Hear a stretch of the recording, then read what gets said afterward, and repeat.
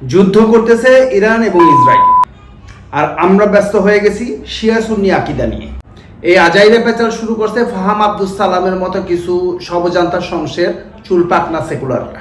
বাংলাদেশের মানুষের ইমান আকীদা নিয়ে আলেম ওলামারা যতটা উদ্বিগ্ন, তার চাইতেও বেশি উদ্বিগ্ন এই সেকুলার চুলপাকনারা। আর আমরা মুসলমানরাও এই সেকুলার চুলপাকনাদের কথায় আমাদের ইমান আকীদা বদলাই ফেলি, কারণ তারা কথায় কথায় কোরআন হাদিসের রেফারেন্স টানতে পারে আলেম ওলামাদের চাইতেও দ্রুত, গুগল, এআই, চ্যাট জিপিটি থেকে। আবার আমরা অধিকাংশ মানুষই ইসলামকে নিয়ে যে কথা বা যার কথা আমাদের মন মতো হয় সেই কথা বা তার কথা মতো আমরা ইসলামকে সাজায় ফেলি। ফলে আমি ইসলামের মতো হচ্ছি না, ইসলামকে আমার মতো বানাচ্ছি। কালচারালি আমি মুসলিম থাকলেও ইমান আকীদায় আমি অমুসলিম হয়ে যাচ্ছি। ইরান এবং ইসরায়েলের যে যুদ্ধ, সেই যুদ্ধে সব ঘরানার মুসলমান শুধু নয়, 2-3 জন ব্যক্তিবাদের তাবৎ বিশ্বই একটা দেশের বিপক্ষে।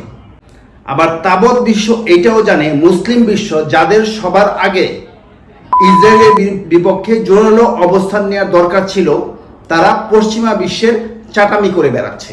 তো যারা চাটামি করছে তাদের উপর রাগ করে আপনি কি আপনার ইমান আকীদায় পরিবর্তন আনবেন?